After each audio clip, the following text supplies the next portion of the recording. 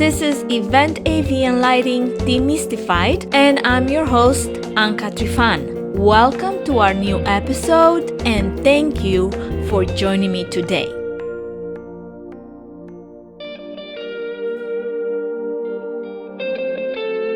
It's been a month since we talked last. I know I'm in the middle of my busiest work season of the year.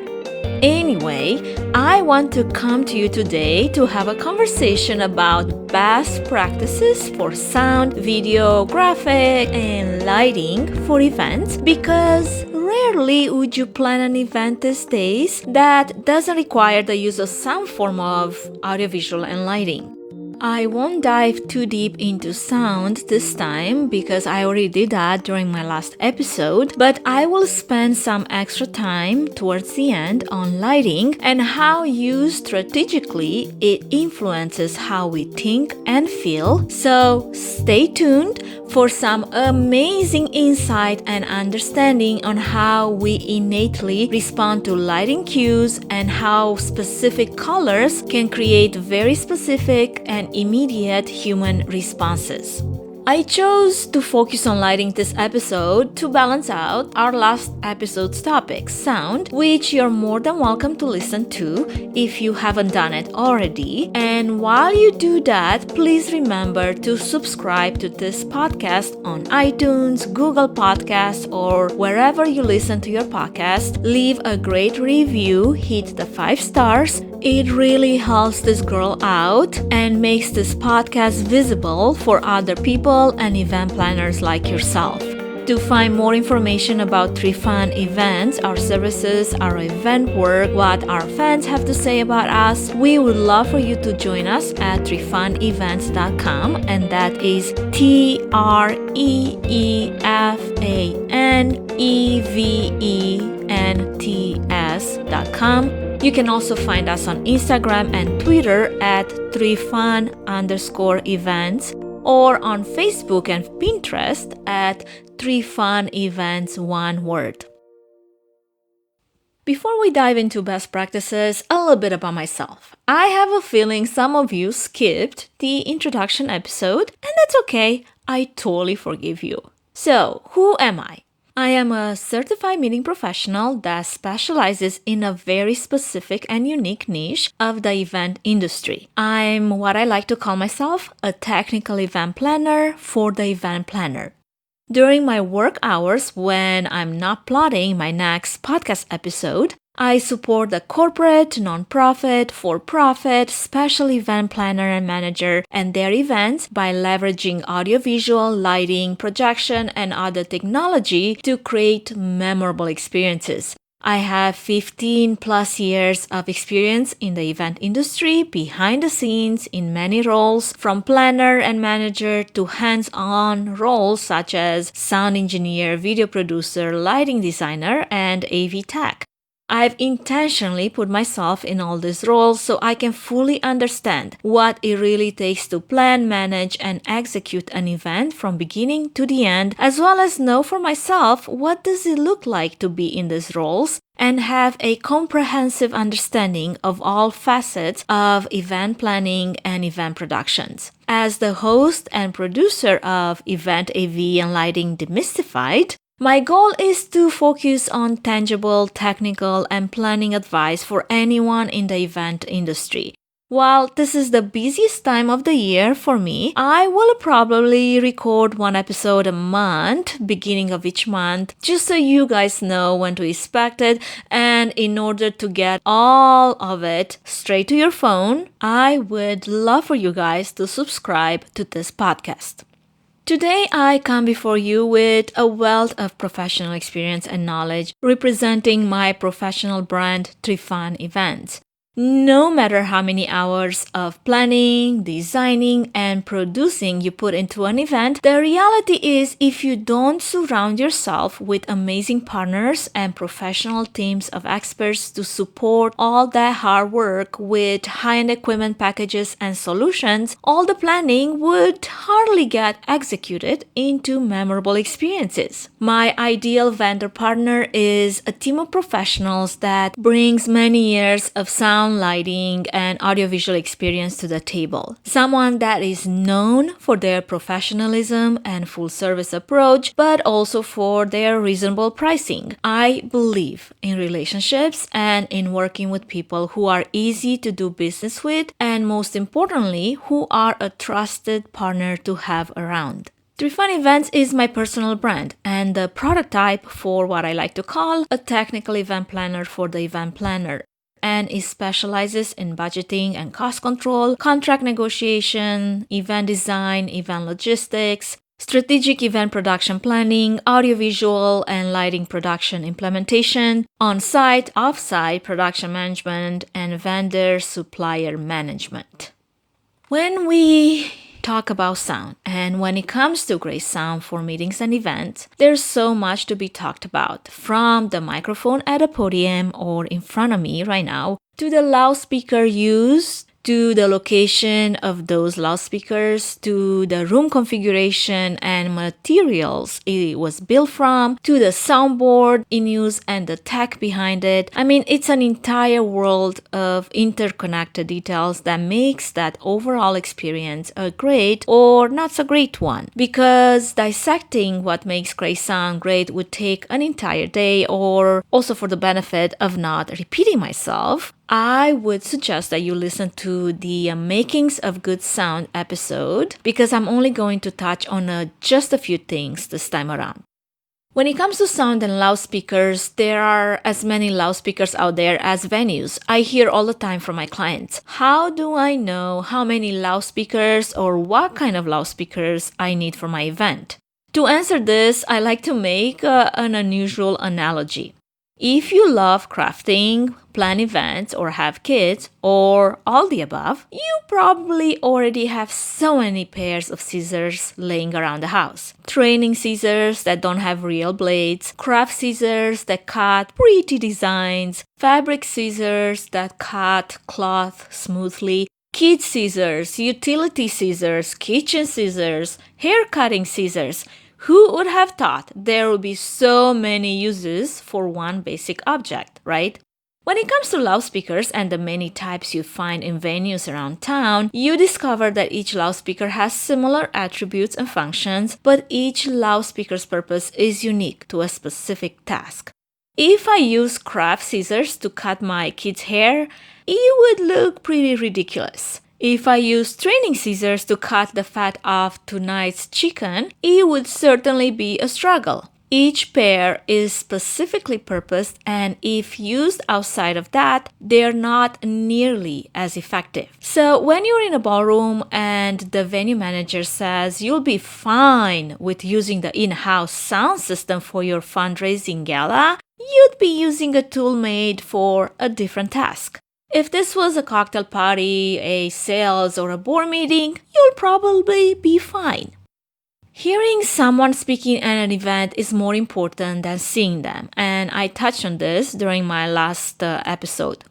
Think about it for a moment. If you're sitting in the audience at a sales meeting and there's a problem with the slides, it may not be ideal, but the speaker can still deliver his presentation and hopefully carry their point across. If you're at a fundraising event and the benefit auctioneer can't be heard, not only would that be very frustrating, but they literally can't do their job effectively, and you just lost possibly thousands of dollars in donations. When we talk about sound, having the loudspeakers dispersed in the room in strategic locations, calibrated and tuned properly to control wall reflections is primordial to the making of great sound. The reflection of sound from walls and other surfaces can be measured in time elapsed between the end of the original sound source and the reintroduction of its signal reflecting back into a room. The gap between these two sound signals will define echo versus reverberation. If this gap is greater than 0.1 seconds, the reflection is called echo. If this gap is less than 0.1 seconds, the reflection is called reverberation. Our human ear cannot discern between sound signals of less than 0.1 seconds. Therefore, we hear echo as two distinct sound signals and reverberation as one prolonged sound. A quick rule of thumb for determining how many loudspeakers you need for your upcoming meeting or event is a minimum of 2 loudspeakers per 75 to 100 guests. Each one of those loudspeakers should be able to provide 500 to 1000 watts of power. Why is power important? Because it determines the task for which that speaker was made, as in the scissor analogy, and as better explained in my third podcast episode. Little is more grating than a message garbled by a deficient sound system. If you've ever planned or attended a fundraising event, you've probably already asked yourself what makes for a great fundraising event. Obviously, there are a lot of details that go into that. But when it comes to the technical details, good sound in conjunction with a great benefit auctioneer is the foundation of a great fundraising event. Successful fundraising is greatly influenced by the quality, distribution, and volume of sound. Hiring a professional company to provide a balanced auction sound system with loudspeakers evenly spaced throughout the space not only enhances the sound, the audience's comprehension, and overall fundraising revenue, but also maximizes your crowd's enjoyment of your event. If the sound is garbled, not clear, distorted, or not EQ'd properly, bidders won't bid is as simple as that. The benefit of having an audio professional that is able and capable to set up the sound system well and calibrate it properly will only maximize intelligibility, fine-tune the listening environment for your audience, resulting in a clearer and better sound. And trust me, the job doesn't stop there for this audio professional. A good audio technician will make adjustments on the mixing board to even out any variations between your presenters' volume levels and EQ their voice to deliver a more uniform level of sound from presenter to presenter. Now, these adjustments can be done sometimes the easy way or the hard way. The hard way is on the fly with no advance warning, and let me tell you, nobody likes that. Someone gets to the podium and speaks with a booming voice, and it will take the audio professional a few seconds to adjust their settings. Those few seconds, however, will most likely sound jarring to the audience while the tech figures out how to catch up to each speaker's unique voice.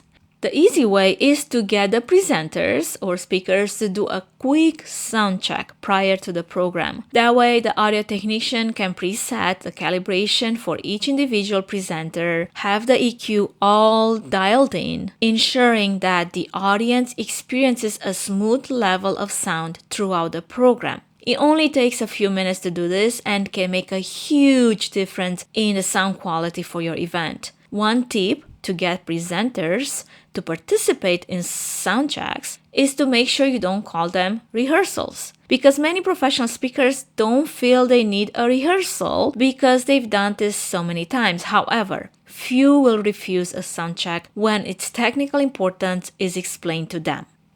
While hearing is more important than seeing, as mentioned earlier, we can move on without touching on visuals and viewing mediums for a minute, because the likelihood of dealing with some type of visual medium is very high in today's event landscape. When it comes to visuals, the viewing medium can typically be some type of a screen. It can involve technologies like LED walls, monitors, blended screens, projection onto walls, and buildings. Because projection screens, unless they're built in, take a good footprint in a meeting space, it can be very helpful to create a floor plan detailing any obstructions, desired sightlines, and footprint the projection and screen takes in a room. Conducting a site visit to truly evaluate the venue's space is necessary to create this diagram and understand the venue's offerings, the physical specifications of that space, especially if this is a new space you haven't worked in before or the layout of the meeting has changed. Note exact room dimensions, not just room capacities. Note any changes in height or soffits and verify the height for each. I would strongly encourage you to invite an AV professional to attend the site visit, which is a free service we provide to all our clients. So they can provide input in regards to how much space screens require, especially in regards to rear projection or long throw front projection. We've recently worked on an event out of town which made it kind of hard to schedule a site visit, and while venue measurements were shared and a layout diagram created, when the event day came and the setup started for that event, it was very clear that the size of the screens chosen was not going to physically make it into the room, even as the room measurements implied that it would. What the measurements didn't portray was that there were many beams in that space, which had a large impact on the height of the room when it came to large projection screens. In this example, using multiple smaller screens would have allowed for better visibility since the larger screens could not be raised to the appropriate height. Mirrors, columns, windows, and other architectural features can impact screen and projection choices. Mirrors can cause unwanted reflections. Columns can interfere with audience's ability to see presenters and screens, and windows will impact the type of projectors you'll be needing. When it comes to large screens and projection, the screen should be at least 5 feet off the floor. The distance from the projector to the screen should be at least 1.5 times the width of the screen. We have a nifty little formula which takes into account the width of the screen and the length of the projector in order to determine the distance from the projector to the screen, which is quite important for rear projection applications and long throw projection applications. One factor that might drive screen placement is how the audience is seated. We have a guiding rule that we call the 248 rule to determine seating related to screen placement. The first row of seating should be no closer than twice the height of the screen. The back row of the audience should be no more than 8 times the height of the screen. Say you have a couple of 7 by 12 feet screens at the front of the room. Your front row seating should be no closer than 14 feet from the screen, while the back row seating should be no more than 56 feet from the screen.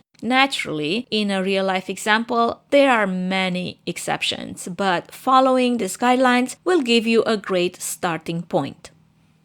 When it comes to graphics, one of the most common questions we get asked a lot is what's the best resolution for PowerPoint presentations? It would be best to know your output display device up front. It's better to start a presentation in a given resolution or size before you add shapes and images and slides so you don't ruin your slide design afterwards by changing the resolution midway through your PowerPoint creation. You can run your slideshow on a computer screen, a TV, or a projector. It is not that important to know what type of device you will be using, but you must know the output display resolution. A common output size for this is 1920 by 1080 pixels. By default, the size of a new presentation in PowerPoint is currently a widescreen type presentation, 13.33 inch by 7.5 inch, I believe. Mostly you will have 96 dots per inch, which is DPI, on your screen settings. So this means that a default PowerPoint presentation has a resolution of 1280 by 720 pixels. HD TVs are capable of displaying 1920 by 1080 and higher, and you see how already there is a problem with default PowerPoint presentations.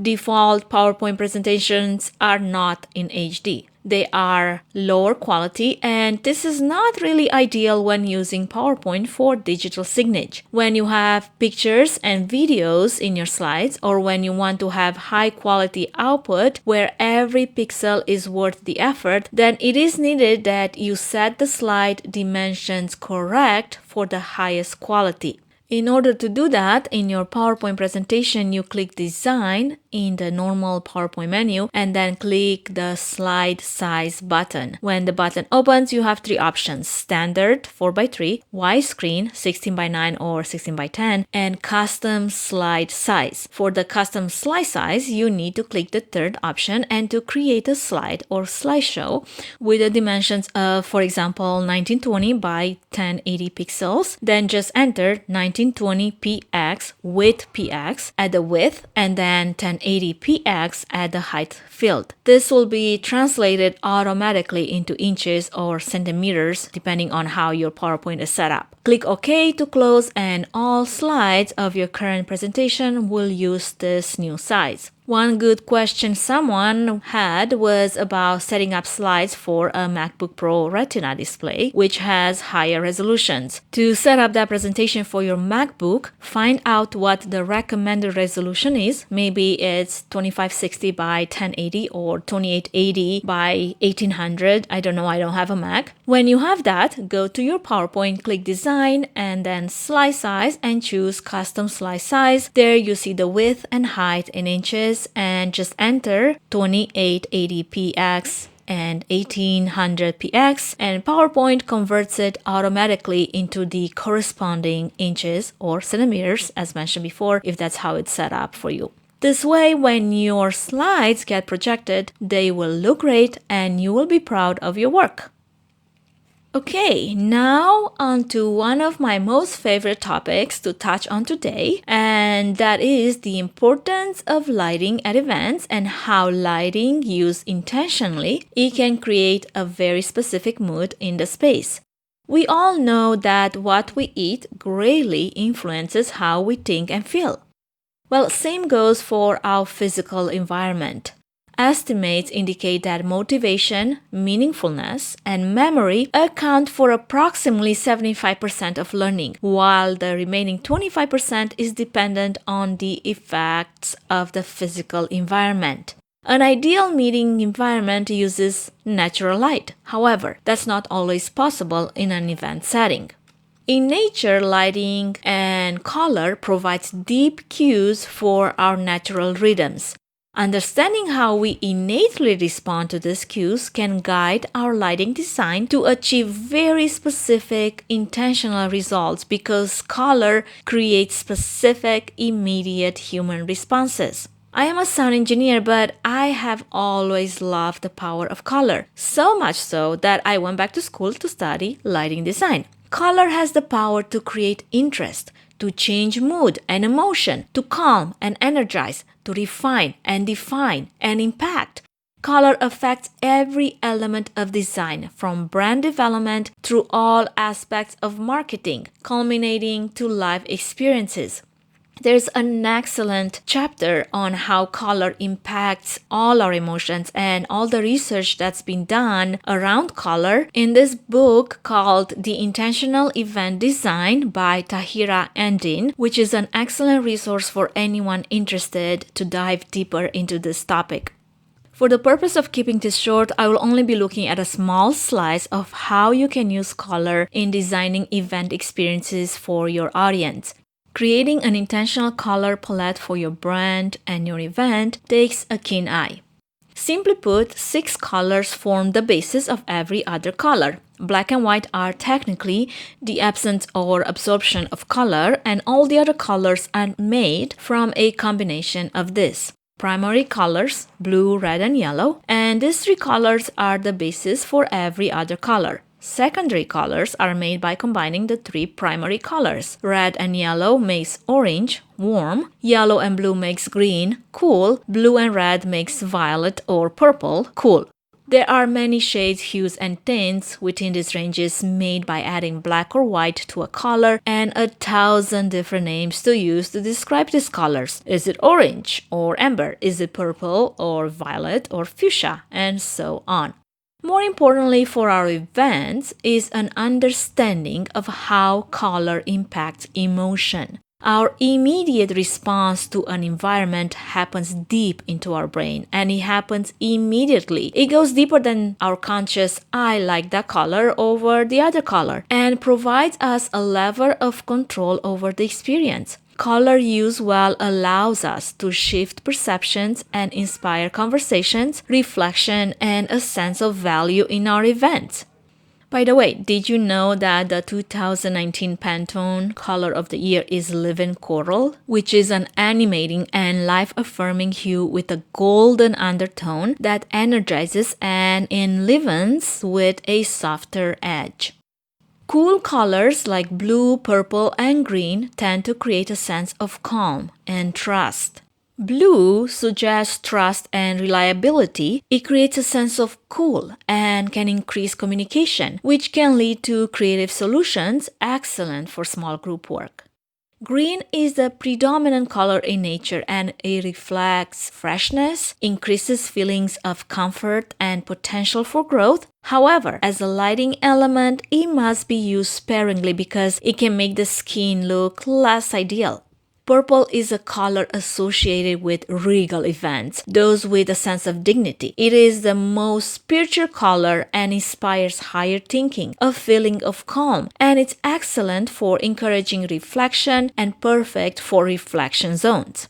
Warmer colors, red, orange, and yellow, tend to create a literal sense of warmth and enhance a positive mood. Red, for example, denotes passion for a cause or a brand. It also means danger and can add an edge of naughtiness or excitement to an event. Used well, it increases energy and passion and can be used when you want a group to focus warm feelings for an idea or a cause. Orange has a deep warmth and vibrancy and brings a sense of playfulness. It incites feelings of change and movement, and it can be used to encourage expressiveness when you introduce a new idea or seek a creative solution. Yellow can signify hope, optimism, and energy, and can be excellent for entrance and opening elements. It's also a sign of caution, think amber lights and traffic lights. Shades of lighter version of any of the above colors create a sense of softness and security. White offers a sense of purity and is used by many brands as a core element of their brand design. Black gives a sense of mystery and sophistication, and black tie events will remain a staple for this reason. Metallics bring a sense of prestige and elegance to an event, but they also go in and out of style. We can easily add color to any event through lighting to cue audiences as mentioned above, and you can influence learning and conversations by altering the lighting in a room. While color is not just a fun element to have at your events, but as we just learned, it creates specific immediate responses, we do need to be aware of cultural significance of certain colors. For example, in some culture, white signifies death and would probably be inappropriate or even offensive to include at your event. Make sure you do some research, especially if cultural references are relevant to your event or a primary culture will be represented. Lighting is one of the easiest ways to control and change an environment. Building it into your overall event design is a critical function. Since lighting can have such a profound impact on the way people feel in a room, working with a lighting professional is a really good investment for elaborate events. A lighting designer should not be just a luxury, but built in as a core team member on your planning team. They have a deep understanding of lighting, its effects, technical possibilities, and requirements. While there is a cost for this expertise, it is often offset by simple good technical planning, as lighting designers understand the objectives of the event and build lighting specifications to support these objectives. And I'm not even touching on rigging plots and power requirements, especially if you work in a larger venue. It is not always about more lighting, but about making the best decisions within your budget. One last tip, when you do venue and site walkthroughs, make sure to ask questions about the built-in lighting provided by the venue your event will take place in. And make sure your technical event team has control over the lighting in the ballroom or the meeting room you're using. Because so many venues have such a wide variety of lighting built in, from halogen to fluorescent to LED lights, some individually controlled, others in banks, and some on dimmers. You don't want to be in a situation where it takes forever for a bank of lights to turn off. Or once, for example, during an event, we waited almost 6 minutes for the halogen lights to get from off to full on. Nobody's got time for that.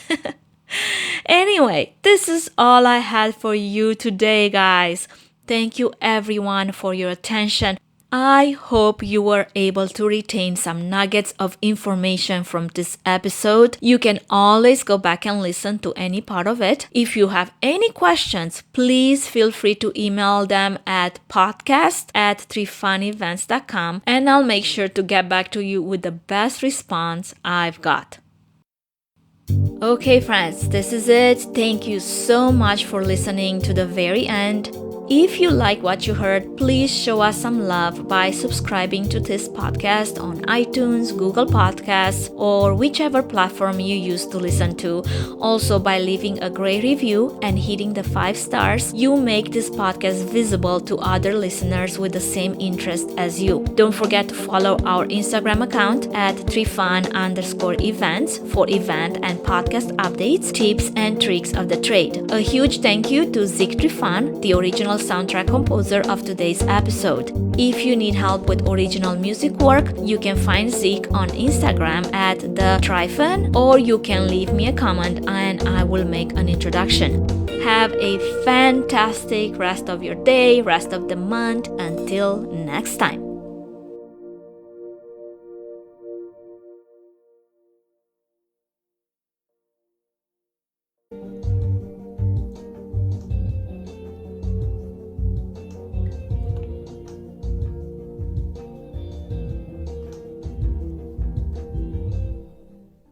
This is Anka with Event AV and Lighting Demystified, hosted by Trifan Events and brought to you live today.